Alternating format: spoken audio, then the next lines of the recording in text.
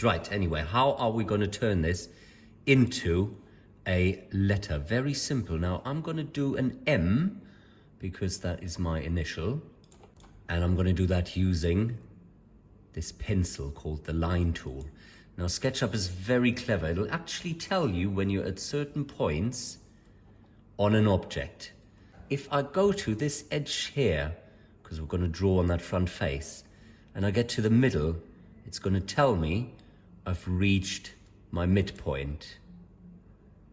So I'm going to go from that midpoint to this midpoint. And then I'm going to go from that midpoint to here, and this midpoint to here. Now, easy. So now that means this bit of my M is exactly the same width as this one. And okay, and now to do the rest of my M, I'm going to go from my midpoint here to here, and then I want to find my midpoint here. I'm going to go to that corner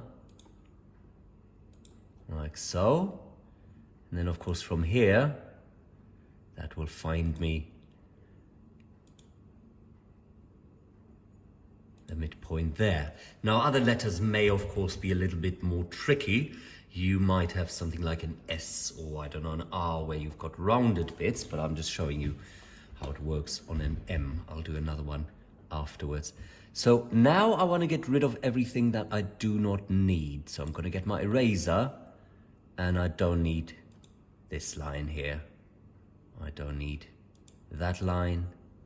I don't need this one.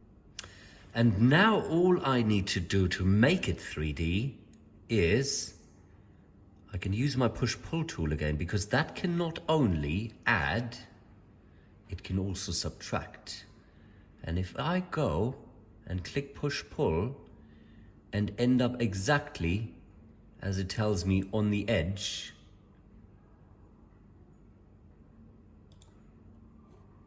and you see there it has taken that whole bit and subtracted it. Oh, a little bit trickier here. There we go, on edge. And that is my 3D letter.